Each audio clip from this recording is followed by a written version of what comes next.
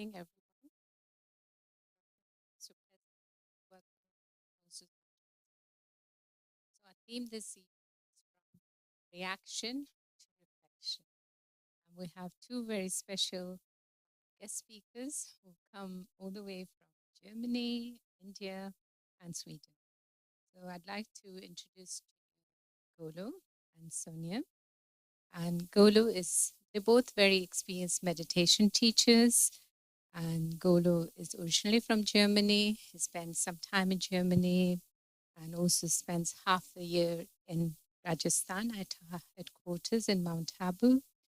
And he's part of the Brahma Kumaris delegation to UN at the annual climate and environmental conferences. There's so much more he does, but just in the essence, the introduction. And Sonja, too, is part of our Raj Yoga meditation teacher in Denmark. And also she's the director of the Brahma Kumaris centers there. And she's a meditation teacher with prison service in Copenhagen. And since 2009, she became the instrumental in developing the BK environmental initiatives. And there's lots and lots of projects that we do under that umbrella. So without the further ado, I'd like to introduce and invite you both.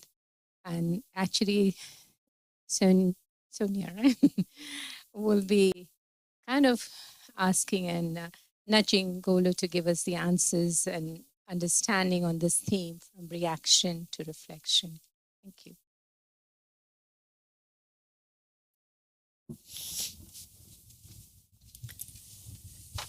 So welcome, and very nice to be with you, and also welcome to those online.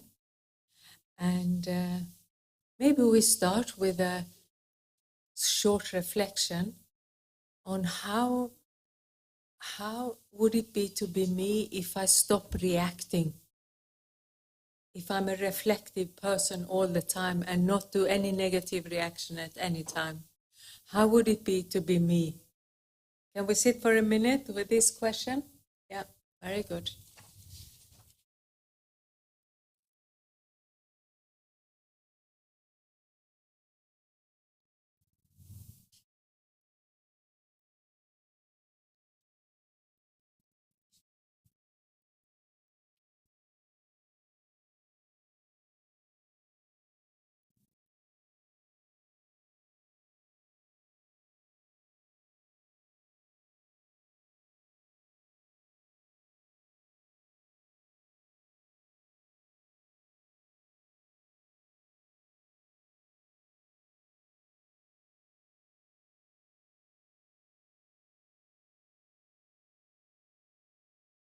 Okay. So, welcome. I think we met last year, right? I remember your kids. Welcome. The question was, how would it be to be me if I stop reacting and keep reflecting instead? And yeah, for myself, I was thinking I would shine all the time, isn't it? And I don't know what you were thinking, but it would be very nice to be me. So we planned this evening that I will interview Golo and put some questions to him. And if you have questions underway, I will give space at the end for your reflections or comments or questions. But Golo, you were introduced by Sister Daksha, and we know where you're from and a little bit what you do in Brahma Kumaris. But let's start with your spiritual journey. How did you come to Brahma Kumaris, and what in our philosophy attracted you the most? Yeah, first of all, welcome everybody, and thanks also to the team here in Wembley, to the Brahma Kumaris team for organizing this evening. And it's a very interesting topic, reaction and reflection. And I was a youngster, I was 24, and I was searching for truth. I was literally searching for enlightenment. And I was searching also for a way not react all the time on something. You know, like somebody said something to you, something happened, and always we react. It's like a ping pong. Something hits you and, you go through the roof. So I was looking for a method also to calm down and not being so reactive to everything. Started searching for a means or a way for transformation, and started searching, asked the universe for some help, some inspiration, and had a bit look here and there at some spiritual organizations. But one day I found a book. It was title was How I Found the Truth, and was a small 40-page booklet. And one sister from Germany, she described how she came in contact with the Brahma Kumaris in 1976. And she came to India in 1977 for the first time. And she described a little bit her journey and how she came to India and all that. And in the booklet, it was described also about the cycle of time. That we are now in a time of fast changes. In spiritual terms, we call it the Kali Yuga, the Iron Age, where we are all reacting, things are changing very fast. And that a new age is coming called Satyuga, the age of truth, where we are just in our beautiful, perfect stage and not reacting to anything. We're just doing something beautiful. Everything is all right. So I liked that idea very much. It made click. And the next day after I read this little booklet, I came to the local center in Frankfurt. And one sister was there. She opened the door and she said, "Come in." And that was it, And that was how I was introduced to the Brahma Kumaris. It was in 1984. In 1985, I came first time to India. And that really felt like coming home. Because I always, as a small boy, when I was 6 years old, I thought I'm born in the wrong time, in the wrong country, and with the wrong family. And I went to my mom and said, "What went wrong?" And my mother looked at me totally shocked and said, "Everything is all right." I said, "You're not telling me the truth. Something is fishy." But of course, she couldn't tell me anything. But when I came first to India, I realized that I'm an old Indian soul and have taken birth outside in Germany. And that created a layer of confusion and additional reaction on so many things. That's why I had these strange feelings as a youngster. So 85, I came first time to India and felt coming to home. And that's how my spiritual journey started a long time ago, to slowly free myself from reaction, being triggered by events around me, and come more into being. Thank you for sharing. But I think you reacted to the quality of the booklet, wasn't it? It was not perfect, that little booklet you found. It was perfect reaction because inside was a spiritual story and it attracted me, So I reacted in a positive way. Yeah, very nice. So, Golo, today you actually live in Brahma Kumaris headquarters in India. You came there 86, you said, right? I came first time to India in 1985. 85, yeah. And you have been instrumental in developing the solar energy installations there in Brahma Kumaris. But can you share with us, you are from a German and you have a carpenter precision background, and you come to work with solar installations in India. And I think that might have caused reactions from time to time, how to learn to work in this setting. And how did you overcome that? How did you work together? Yeah, we have a beautiful example not to react. We have background, just now the police noise. And I thought, in my mind, the thought came up, what a noise, it is disturbing our program. And then I thought I should not react to that, I should not react to the noise and just say, Om Shanti, it is as it is. So, thanks for your question, Sonja. Well, indeed, when you come to India first time, it's a big challenge, especially coming from Germany. In Germany, we say 1 + 1 is 2. And when you talk to an Indian and you say, what is 1 + 1? Is it 2? And he said, maybe. and he will start shaking with his head. And I looked at him and I tried to decipher what the head shaking means, and it never made sense for me.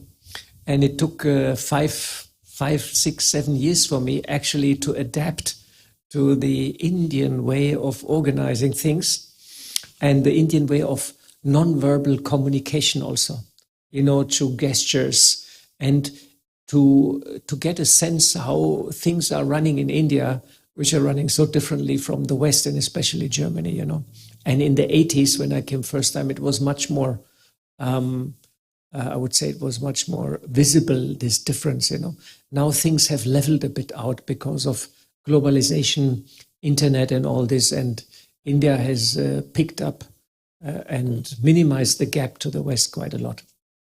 So anyhow, in those days, I learned a lot, and I had many situations where I didn't understand what is going on, and I lost a bit hope in the Indian process of getting things done, and delays and delays, And for me, making a time and appointment was a time and appointment, and I was there, and the other was not there, And I had to understand what maybe means, So many chances and opportunities to react. And at that time, I saw the opportunity in India to install solar systems because India had a power crisis, still has a power crisis, but at that time, quite prominent power crisis. Quite often the electricity went. And so I thought it would be a fantastic idea to introduce solar energy. So we brought some solar plates, installed some small system, got some funds from the German government, and we got the ball rolling and sort of installed solar systems. So it was a very interesting time for me because slowly, I sort of honed my skills. I understood the Indian way of communication, and now I have a very good headshake. And when I come to Germany, they come to me and say, "Golo, what happened to you?" I said, "Everything is very good." So I got a little bit Indianized, and I feel that quite relaxing actually. But I mean, I'm now 60 plus, so with age you can become a bit wise. But I had a lot of reasons to react. And it was a big challenge for me. And it was a process of become patient and to become humble, and understand that in different cultures, things are managed in a different way, in a different tradition. And that it's very wise and appropriate to adapt and try to make sense on a deeper level what is going on, And of course, reflection. So second part of our talk today means also meditation or contemplation, It means you are trying to feel what is actually going on. And that helps a lot to make sense and build a bridge, and adapt actually. And many of us here or maybe online there have an Indian background, you are on the other side. You come to the West here and you have to deal with the Western world, which is very speedy and cluck, cluck, cluck, cluck, cluck, And with the Indian way, you're not getting really much further. So you are on the other side and you have also to learn and to feel. One of the senior elders, the wise elders in the institution, we call them Dadas and Didis. And there was Dada Anand Kishore, and he taught you such a beautiful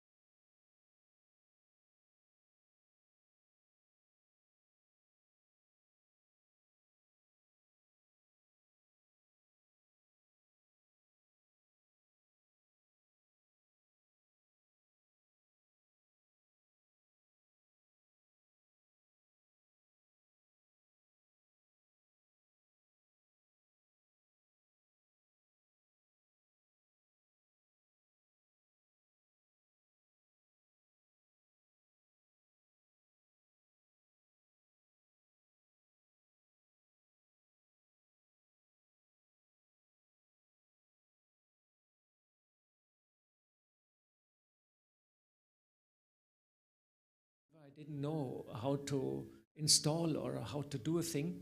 In those days, there was no internet. You couldn't easily Google and ask how to install an X-ray machine, or how to install an operation table. So I rang my brother and I said, well, I have this thing here. What is going on? And he said, they do like this, and then this is for that purpose, and this and that. So I got a bit of a background. So we brought a big sterilizer, which is quite a huge machine for a hospital. It's a central sterilizer. The weight was 1.5 tons. So this was a beautiful machine from Germany with almost 1 centimeter thick stainless steel. So a quality they don't make nowadays, an indestructible equipment. So I brought it to the hospital and I said, guys, here is super sterilizer, only 5 years old, and this is worth a couple of 100,000 Deutschmarks, a lot of money. And the best company in the world, Triple M. And they said, oh, very, very good. But then I had to leave. Rainy season came, and when I came after rainy season, they left it outside in the open space. So the rain was going inside. The stainless steel didn't mind, but there was electronic part inside, and that electron means, the control, and the control didn't like the monsoon water coming inside. So I completely freaked out. I reacted in a big way.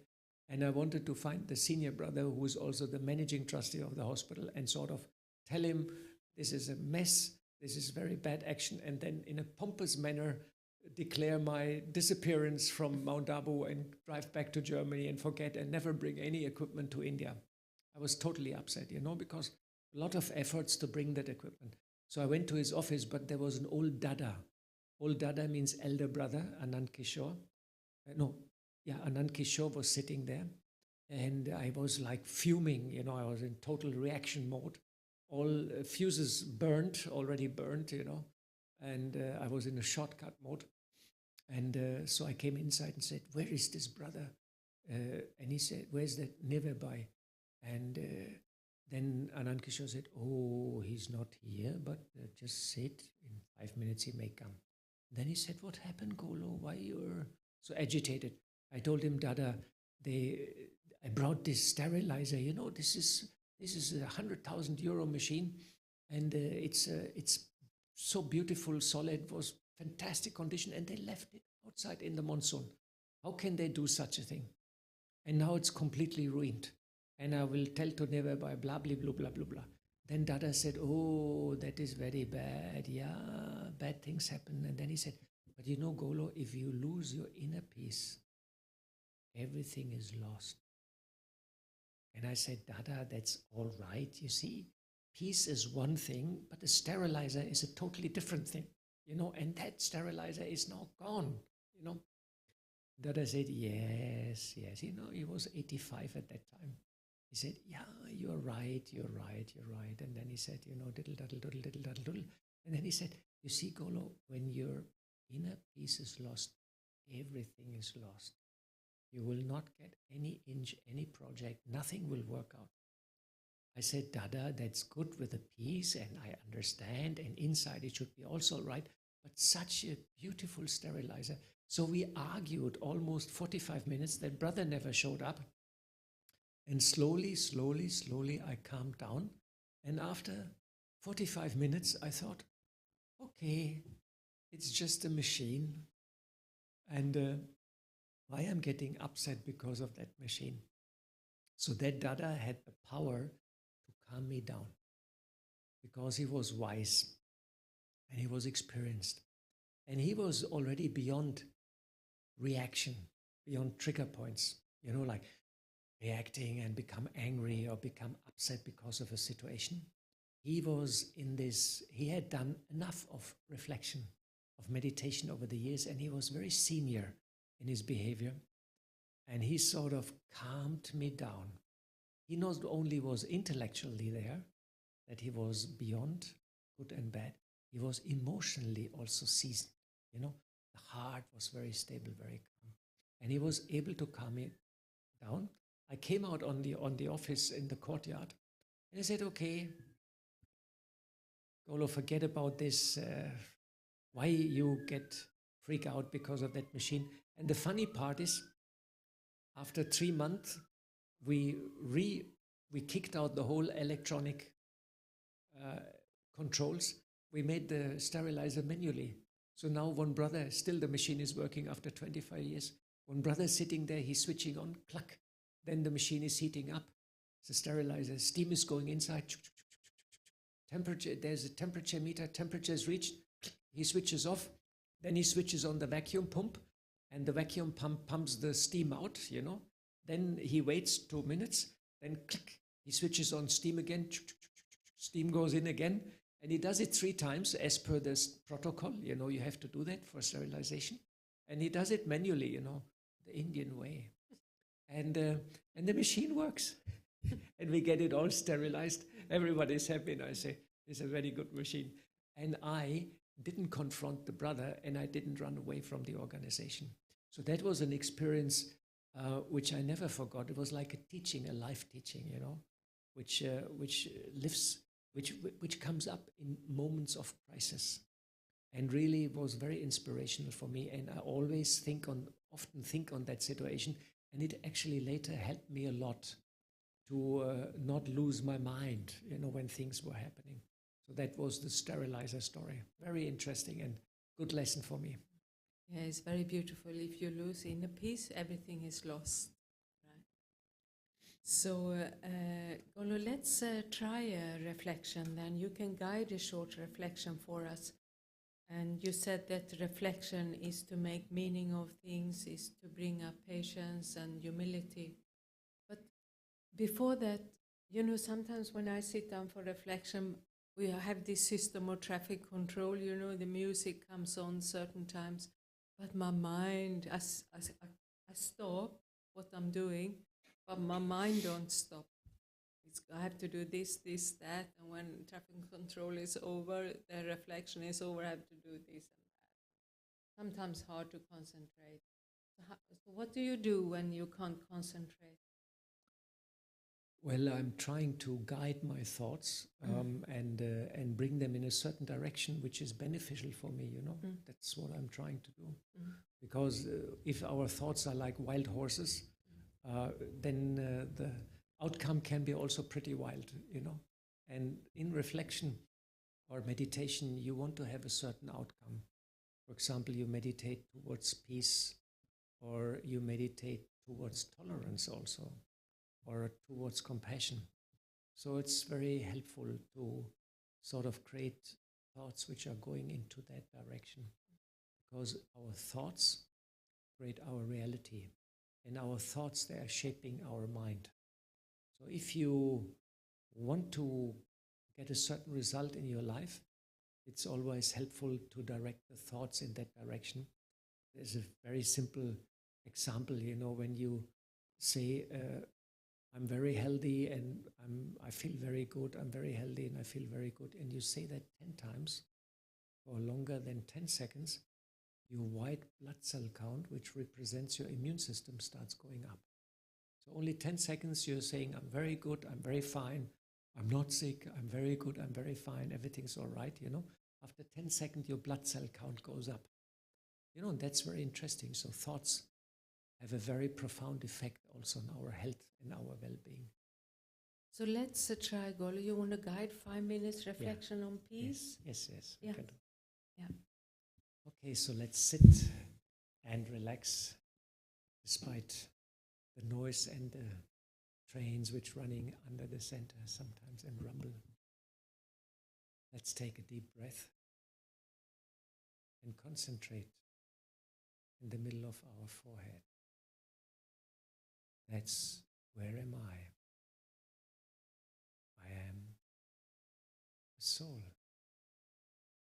a being of light. I'm sitting in my forehead. And one of my most profound qualities is peace. I am a peaceful being of light.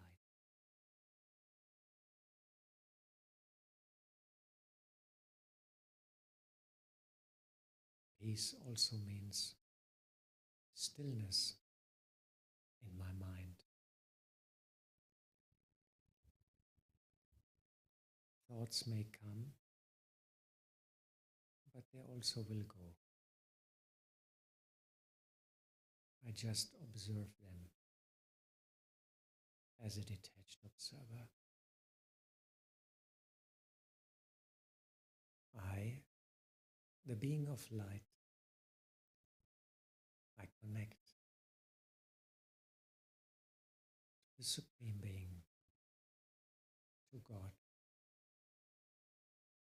who is the ocean of peace.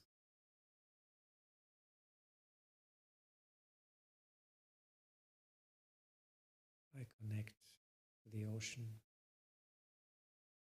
and a wave and another wave of peace is coming to me. This calms down my whole being.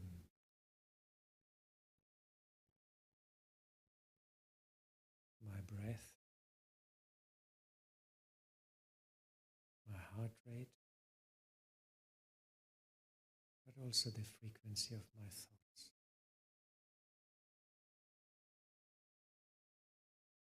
I become a detached, but also very loving and compassionate observer of my surroundings. I promise myself that nothing can pull me out of this experience of peace.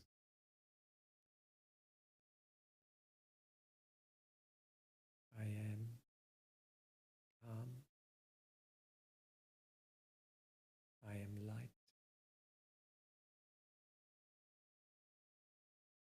I am detached.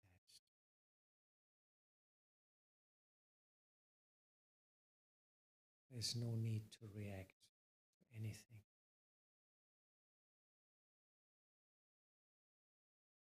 My mind is still.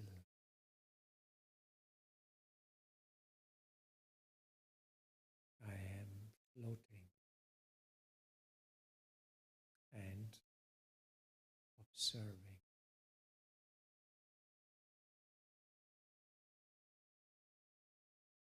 This is very relaxing and very powerful.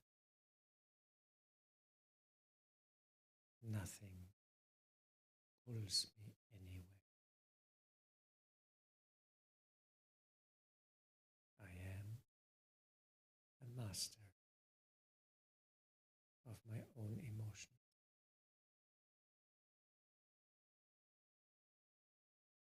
I am in my true nature.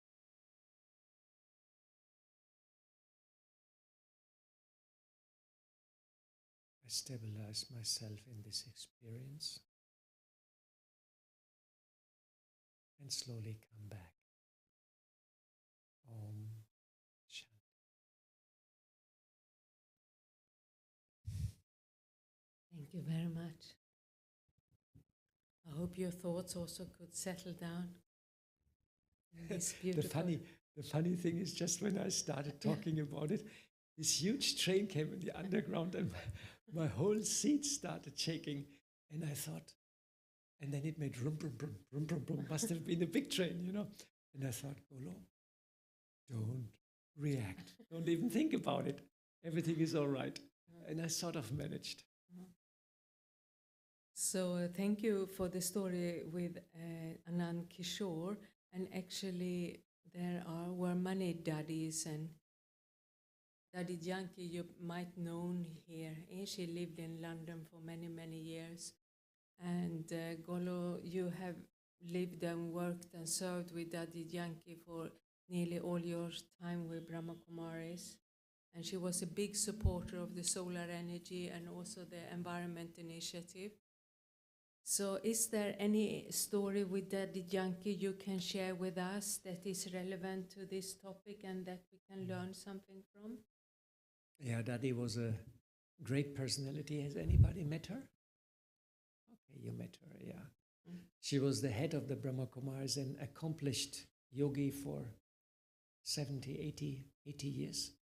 She became 103 years old, and she was my teacher and a very great inspiration. And she once gave a teaching or a little class, which I always remember, which is also relevant actually to our title. She was talking about karma. And karma has become a word of fashion nowadays. No? Like even non-Indian people speak about karma, and it became a go-to-go word, so to say. And karma actually means the actions of the past, which are influencing us right now. So Dadi was giving an explanation about karma. And she said, there are 3 signs of karma. The first sign is you want something and it doesn't work. You want to become very rich, or you want to become very beautiful, or you want to become an opera singer, or very successful in your profession, or you want to get a new car or a new flat and it doesn't work out. Do you have sometimes these experiences? You have a thought and it's not happening? Anybody has this experience? Okay. It's quite normal, no? You have a thought, it's not happening. Okay. Also the little one. Yeah, you want ice cream and mom is not giving ice cream to you. I know that. I know that feeling. So she said there's a second. So that was the first sign. Then you have some karma on your shoulders. Means there's some imbalance. The other second sign is you don't want anything. And suddenly something happens to you. You know, there's the famous banana on the walkway. You slip, you break your leg. You're landing in hospital with a broken leg. And you think, and next day you wanted to fly to Thailand to holidays, you know, so it's not happening. Holiday cancelled, flight is lost, everything, you're in the hospital. And you think, why this happened to me? Why? I'm so careful. Usually I never walk on bananas. I always go around them. But at that moment I slipped on the banana. I was done and I broke my leg. And this question comes, why? And Dadi said, if you have this experience that something happens suddenly to you, you get suddenly sick, somebody steals your bicycle, you lose your job suddenly, or colleagues in work suddenly start talking bad to you. And if you're suffering under these circumstances, it is also a sign of karmical accounts. So sometimes you have suddenly situations you're suffering in, you don't like it, and something happens to you. Your car gets a puncture, you get bad notes in school. Yes, happens, no? A bad bill from tax department comes and suddenly all your money is gone, you know? So that's also a sign of karma. And she said the third sign is you are suffering in relation with relatives, friends, or sometimes member of the Brahma Kumaris also, you know. So you are in family and they start fighting and you are very unhappy because your relatives fight and then they start fighting you and they say, just be peaceful, just be, everything will be all right. And they say, no, nothing is all right. I have the right to be angry because you made mistake, and fighting starts. Does this sometimes happen to you, that you suffer in experience in family, you know, school, friends, work, you know, suffer in relation with others? So this is 1, 2, 3. So Dadi said that's a sign of a karmical account. It means you have done something in the past which is still there and which is stored energetically in your angelic body in form of a vibration or in form of a shadow in your light body, in your aura. And you carry it all the time with you.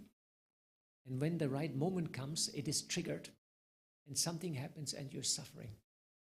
And that is also connected to reaction. as long as you have a lot of karmical accounts, you are reacting a lot to situations because you have shadow in your energetic body, in your aura, in your astral body. It is not shining with light. There might be some shadows, some black spots. So when a situation comes, a specific situation, you are reacting because it resonates with your energetic body. And you can't do anything about it because it's energy, it's energetic. So Daddy said, in order to deal with these shadows and these dents in your aura, you have to actually reflect or meditate. Meditation means connection with divine light, with the Supreme Being. And you allow God's light from above to shine into your own system. You know, we concentrate, we are a soul, and we allow the light to come. And God's light is coming, and you have your angelic body around you where all your life story is being stored energetically in form of vibration, light and shadow. And you allow the light to come and slowly chase away the shadow from your system. And once you do that, there is no more reaction when something outside happened which normally would have triggered you. Suddenly, you are free. You're free of that trigger point because you have reflected enough and you have resolved that situation beforehand, and this is no more there in your energetic body. The frequency is gone, the vibration is gone. So outside something happens, you're not reacting. You're immune. You have immunized yourself from overreacting to all the situations outside. And therefore, Daddy said, you have to reflect, you have to meditate, connect to the divine light. And this is also called purification of the self. The soul is on the journey to become pure. That is the path of the yogi. So that was Daddy's teaching. And I never will forget that because it explained so many things to me. I nowadays hardly ask, why is that happening to me? Because I understand immediately if something happens, it's my karma. Thank you. There was a vibration which was resonating. And then immediately I try to reflect. Even something bad happens, I immediately try to meditate and resolve it in meditation so it doesn't affect me too much. Thank you for sharing. And we all know when we have this question, why in our life, it takes a lot of energy. Why me? Why not me? And why now? Why not now? I'm sure, Sonja, you also have some good stories about that. Yeah, I do. I know you worked in the prison for many, many years, and you tried to teach the prisoners meditation, and probably the prisoners are asking a lot of questions. Why I am in the prison and not the other guy who actually did it, you know? It's true. Isn't it? Mm-hmm. I used to ask the prisoners, why is it you ended up, what lesson you had to learn from life that you could only learn in prison? Why did you have to come all the way in here to learn something which you could not learn in your work with your family upbringing? What is it you had to come all the way in here behind bars to learn? And that started a very interesting conversation often.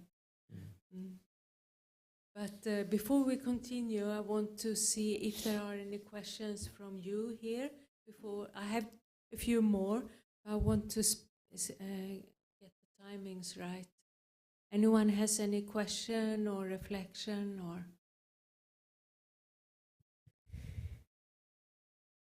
we continue? Yes, please. Yeah. He's coming with the microphone. Yeah. You just said that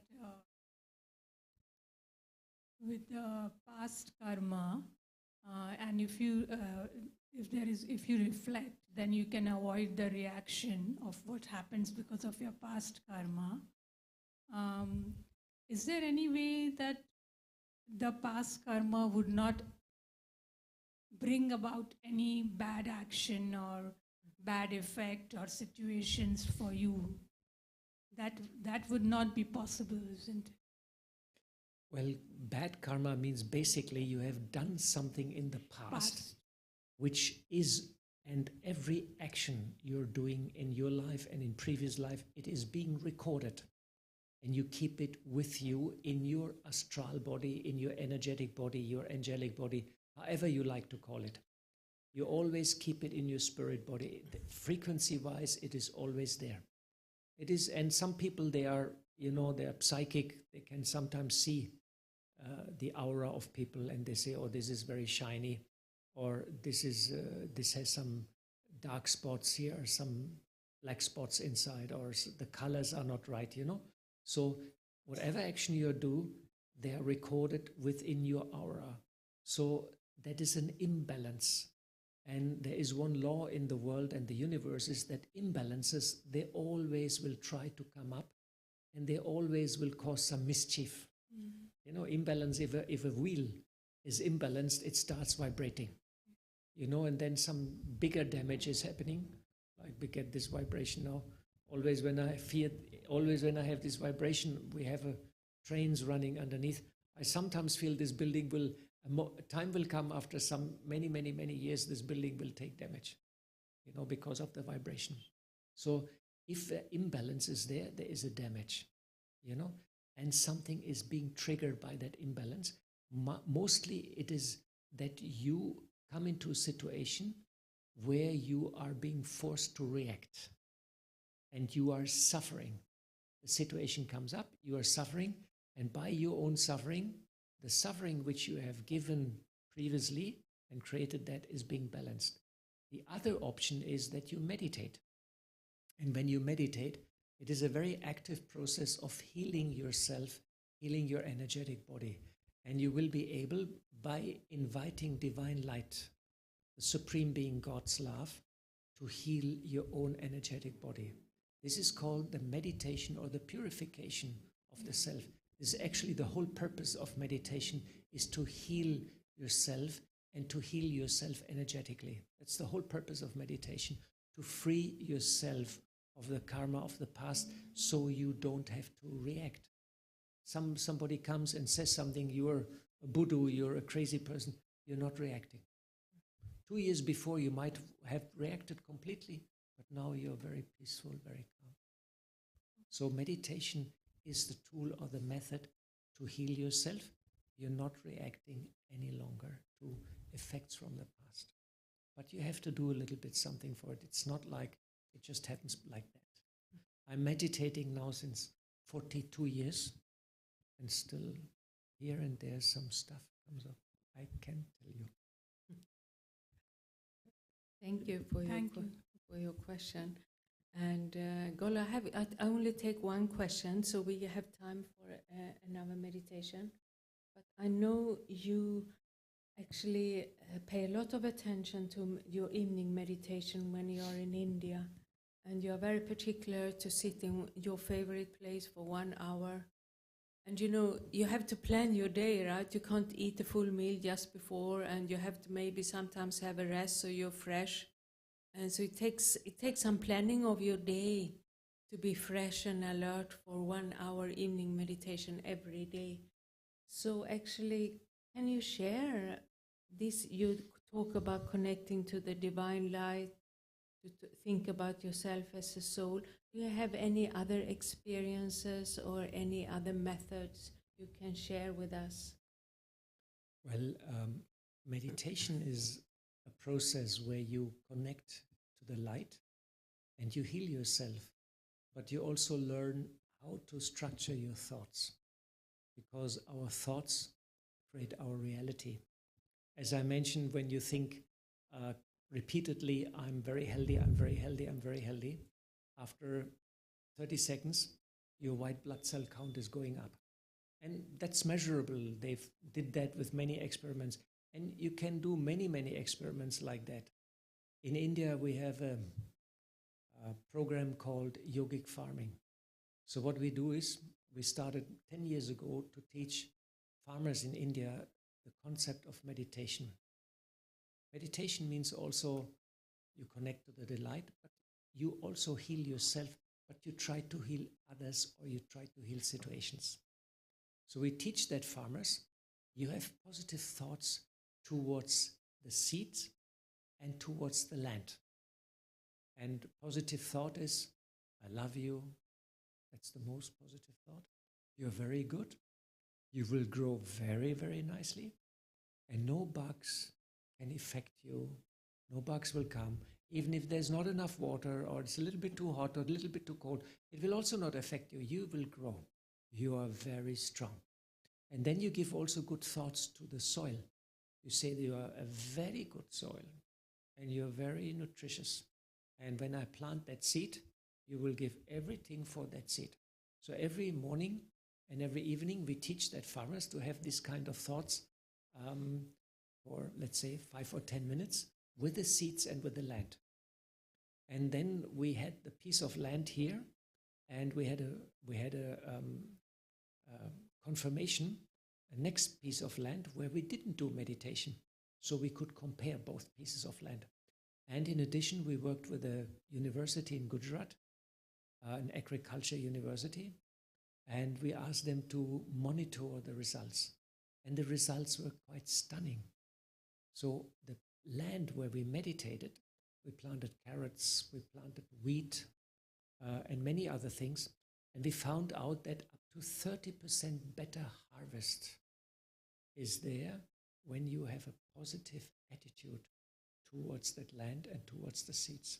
Up to 30% more yield in wheat, in carrots. Carrots are bigger when you love them.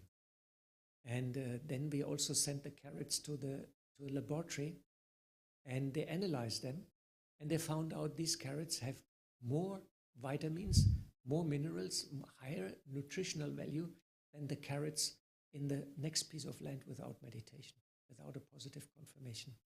So what we found out, there is a power of thoughts. So coming back to meditation, in meditation, you also learn to direct your thoughts and give them a positive spin. Like, for example, you want to heal a particular situation, in the family or in your job, or with your landlord. Wherever is a problem, you can send love and light towards that particular situation. Or you have a problem in your own body. Everybody has a problem in his body. Hands up, who has a problem in the body? Everybody. Oh, come on, you little one. You're so, how old are you? Huh? 4. You're healthy. Come on, huh? He's healthy. Yeah, come on. Okay, So, thank you. so you give positive thoughts and positive spin into certain situations, and you heal yourself in meditation actively, but you heal also situation and others. And that's a very beautiful activity because it gives a positive feedback loop. And it gives a lot of happiness and contentment to the self if you're engaged in such activity. And that's another thing I'm practicing in meditation actively. One is to heal myself and my aura, allow the light to come in. But the other one is to use my power of thoughts in order to heal situations or have success in certain projects. When I do a new project, I send first love and light into the project in order to give power to the whole event. And then usually the project also is going to happen. Even sometimes it's delay, I say, okay, that's all right. But at the end of the day, success is there. And that's the power of positive thoughts. So let's try to do another of these meditations. So I will guide this meditation and pick up some of the thoughts that Golo was speaking about. And you are free to experiment with your thoughts when you sit here. Yeah, we can take some music if you have some soft music. So I'll ask everyone to sit straight on their chairs and put both legs on the floor.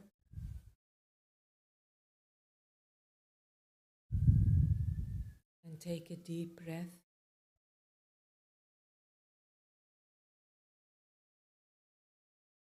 Breathing deeply makes me humble.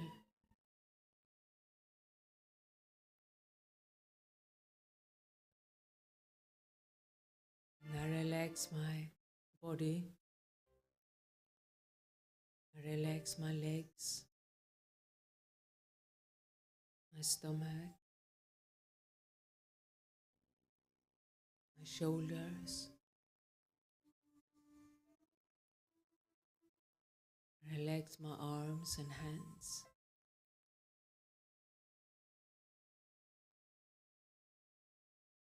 Relax my face, the muscles in the forehead and around the mouth.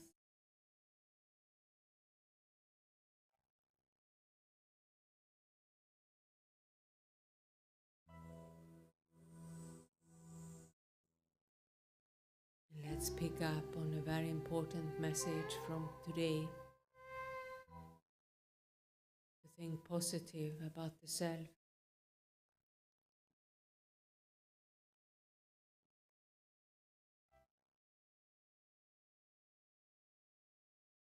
We send positive, loving vibrations and thoughts to my own self.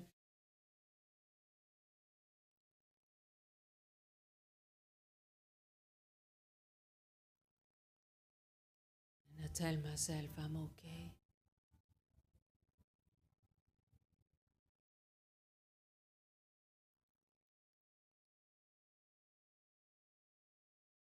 And I go deep inside.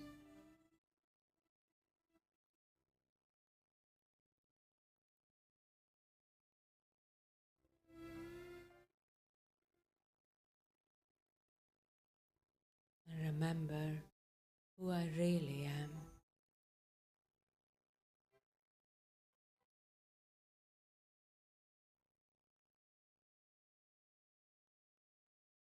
Remember that deep inside I'm a being of light.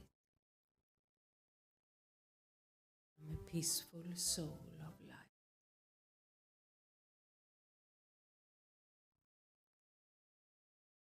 Can you feel that inner peace and calm?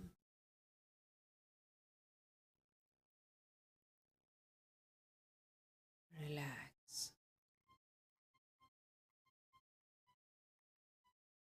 Now relax a bit more.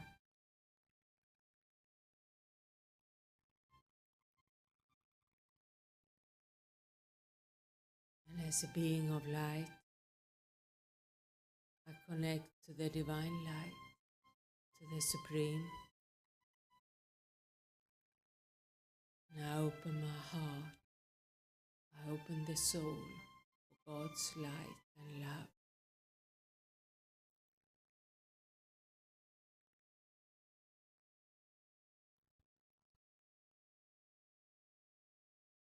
And God's love and light will remove all shadows in my aura, in my vibrations.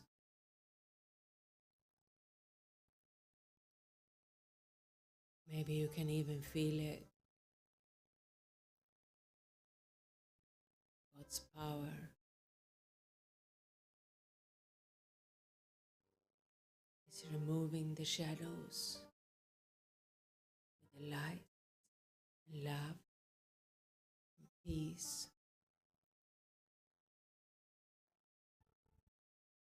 And I, the soul, has started to shine.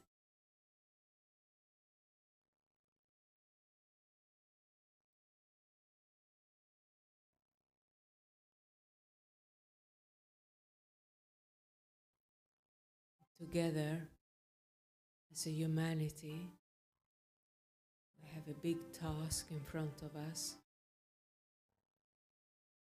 So we take help from God to start creating peace also in the world, in nature, in the environment.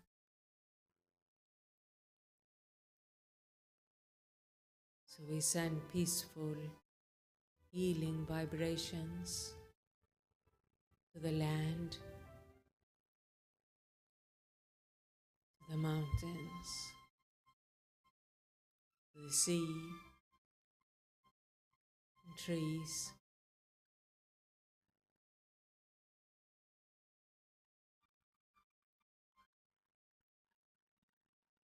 send peaceful, loving, healing vibrations to all living beings, to all animals, to all human beings.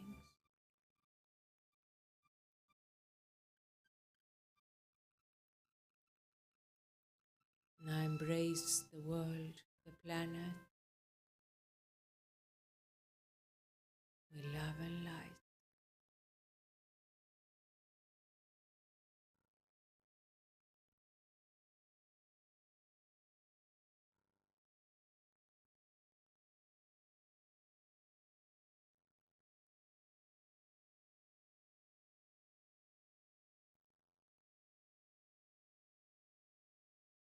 And to remember God is the most positive karma I can do. And this will protect me wherever I go, whatever I do.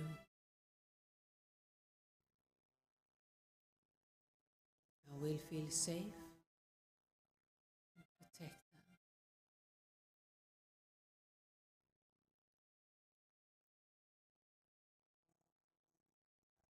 So we take a deep breath and prepare to come back from the meditation.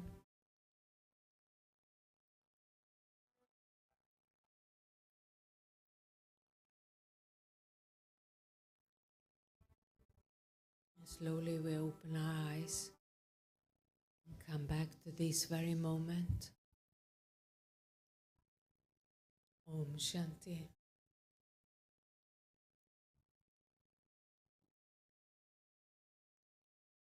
So thank you very much for staying with us and for being here and meditate with us and reflect with us.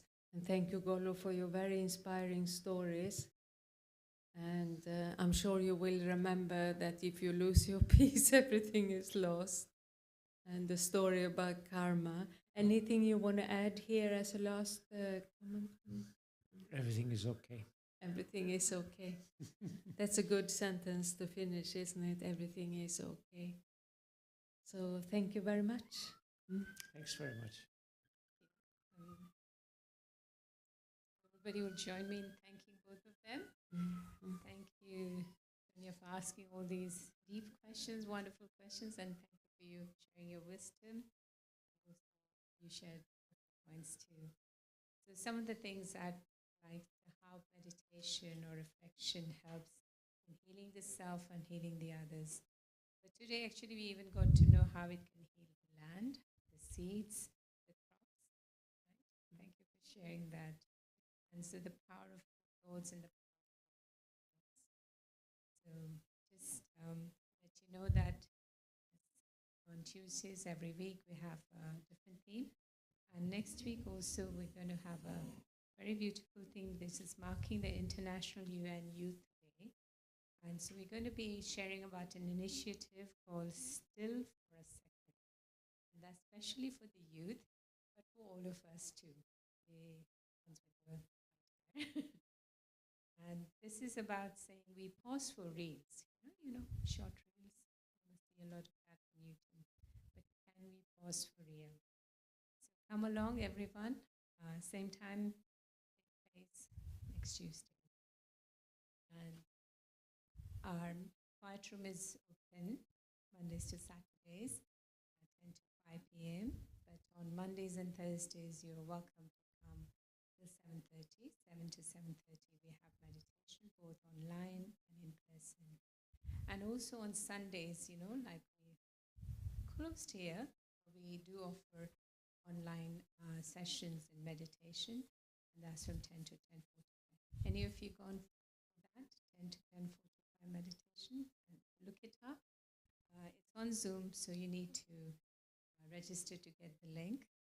And it's actually, I don't know who's doing it, but it's a very interesting speaker. I'll check and tell you in a minute. In the meantime, I also invite you for Raksha Bandhan celebration we do on an annual basis. So this Sunday at our main center, Global Corporation House, 6:30 to 8. You're welcome to come there. If you'd like to come here, we'll be celebrating on the 14th of August, which will be around 12 noon. So Sunday at our main center, 6:30 to 8. And just an advance notice, our Oxford Retreat Center is holding a peace festival, and that's on 24th and 25th of August. It's a long weekend. The gardens will open from 2 o'clock, and there will be a marquee event from 4:15 to 6:30. So Peace Fest, where stillness meets joy.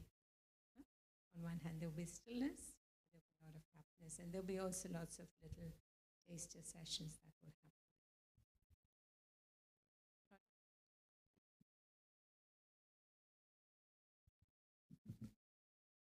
So that's ignorance to quotes on the back. How about you finding your inner and outer world increasing perplexing spaces? Do you find it harder to stay cool and content? So very much in line with the talk today, do you get the sense that maybe it's time to explore the wiser way to ignorance to achievement? And also by Aruna Ladwa, it's time to be cool. So reflection is all about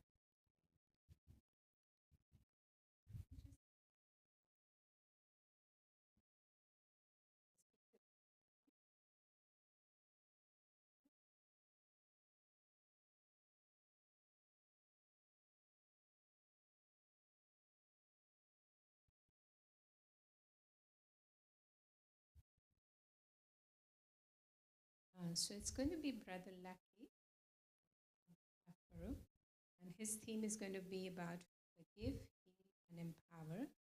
That's from 10 to 10:45. So do look it up on our website. Register to get the Zoom link. He's the one who had done things for us. He's a rapper, and he did come and do a talk last year, some point. So very interesting speaker. That's 10 to 10:45 on Sunday online. And say firmly, Jom, the shop will be open if you want to browse for a few minutes on your way out. Okay, thank you once again. Okay, thank you.